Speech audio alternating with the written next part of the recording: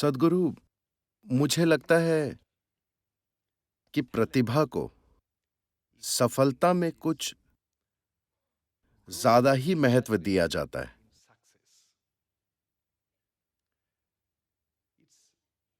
जब मैं medical school में था, तो मैं मार्शल आर्ट सिखाता था। वो मेरा पैशन था।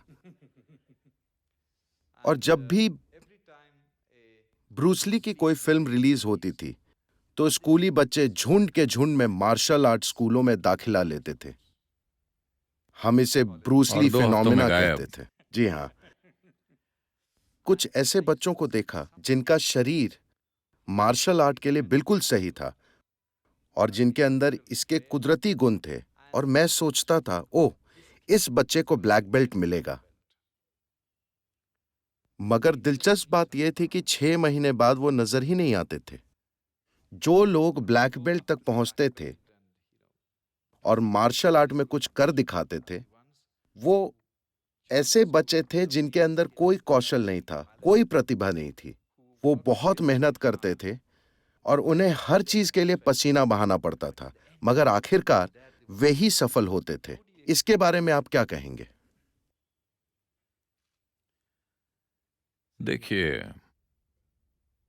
कई वजहों से, मैं विस्तार में नहीं जाऊंगा, कई वजहों से कोई व्यक्ति एक खास गुण या विशेषता के साथ पैदा हो सकता है। शारीरिक गुण, मानसिक गुण, भावनात्मक गुण, स्टाइल। 5 साल का बच्चा भी एक स्टाइल वाला और दूसरा ढीला ढाला हो सकता है। जरूरी नहीं है कि जिस बच्चे में स्टाइल है वो बाद में फैशन की दुनिया में ही जाए। ढीला ढाला दिखने वाला बच्चा बड़ा होकर कुछ और बन सकता है। जैसे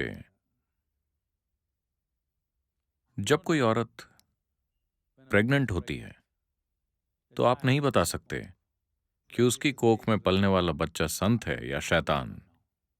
न उस औरत को पता होता है, मां भी नहीं जानती कि वो किसी संत को पैदा करेगी या शैतान को या किसे।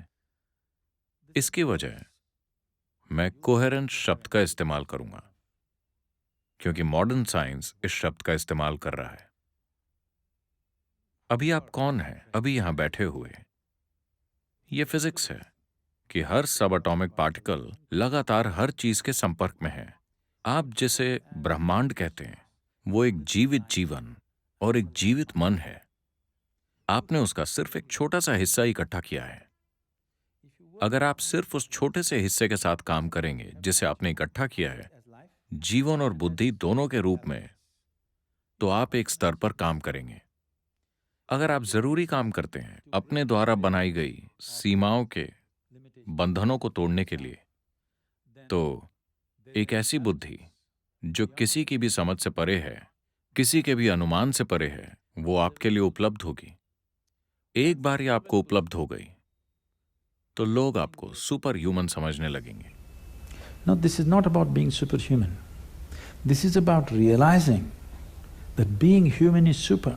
ये सुपर ह्यूमन होने के बारे में नहीं है। इसका सार है ये जानना कि इंसान होना ही सुपर है। इंसान होने के महत्व, उसकी विशालता को समझा नहीं गया है। इसीलिए हम हमेशा किसी तरह की मैथमेटिकल कैलकुलेशन में उलझे रहते हैं। ठीक है, इस व्यक्ति का आईक्यू इतना है तो वो शायद ये बनेगा। ये न्यूटन का नियम है कि इस धरती पर चलने वाली हर चीज गणितीय सटीकता से या ज्यामितीय सटीकता से चलती है। जैसे अगर आप एक पेंडुलम लेते हैं तो उसकी लंबाई तय करेगी कि वो कैसे झूलेगा। तोप का गोला कहां तक जाएगा, ये उसके मास, वेलोसिटी और ट्रैजेक्टरी पर निर्भर करता है। ब्रह्मांड इस तरह काम नहीं करता, क्योंकि इसमें आप जिसे भौतिक और अभौतिक समझते हैं, ये दोनों तरह की चीजें मिली जुली हैं। इस इंसान के भीतर भी भौतिक जीव, मनोवैज्ञानिक जीव, भावनात्मक जीव और आप जिसे मैं कहते हैं, आपके भीतर का जीवन, वो मूलभूत जीवन प्रक्रिया, ये सब अलग अलग आयाम हैं। और आपका सबसे अंदरूनी केंद्र, चूंकि बाकी सारे शब्द दूषित हो गए हैं, मैं जीवन शब्द का प्रयोग करूंगा, या सिर्फ आप जिसे आप मैं कहते हैं।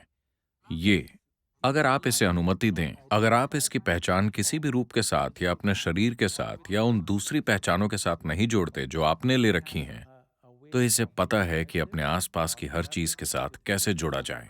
जब हम कहते हैं कि किसी ने बहुत मेहनत की, तो दरअसल वो बस अपनी पहचान की सीमा को स्ट्रेच करने की कोशिश कर रहा है ना?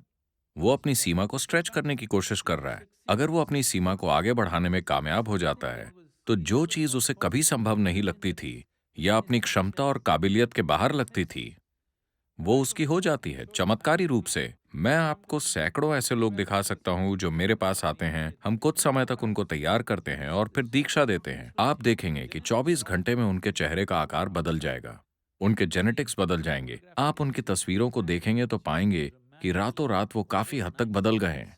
ऐसा सिर्फ उनकी पहचान के विस्तार के कारण होता है। तो भारतीय आध्यात्मिक परिवेश में हमें आध्यात्मिक का मतलब समझना होगा। ये ऊपर देखने या नीचे देखने के बारे में नहीं है। जब हम आध्यात्मिक कहते हैं तो हम भौतिकता की सीमाओं से परे जाने की बात कर रहे हैं।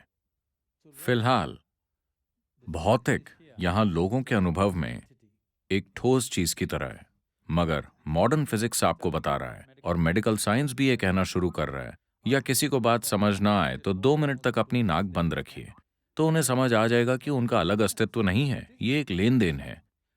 सिर्फ सांस ही नहीं, बल्कि सब एटॉमिक पार्टिकल्स के स्तर पर भी लगातार लेन देन होता रहता है। अगर ये लेन देन जरा सी सजगता से भी होने लगे तो अचानक आपके पास जबरदस्त क्षमताएं आ जाती हैं जिन्हें आपने कभी संभव नहीं माना था। जैविक पहचान आपकी सबसे ज्यादा सीमित करने वाली पहचान है, क्योंकि ये आपके शरीर तक सीमित होती है। कोशिश करके आप उसे तोड़ सकते हैं, चाहे आप किसी भी रूप में कोशिश करें। ज्यादातर लोगों की कोशिश अचेतन, अवैज्ञानिक होती है। बस कोशिश कर करके वो चीजें कर लेते हैं। मगर एक उपयुक्त और वैज्ञानिक रूप से कोशिश करने के भी तरीके हैं। एक खास दिशा में कोशिश करने के भी साधन मौजूद हैं, जिनसे हम अपनी खुद की सीमाओं को तोड़ सकते हैं। अगर आप इस सीमा को तोड़ देते हैं, सब एटॉमिक पार्टिकल्स लेन देन कर रहे हैं, बुद्धि लेन देन कर रही है, सिर्फ आप पूरे खेल से चूक रहे हैं।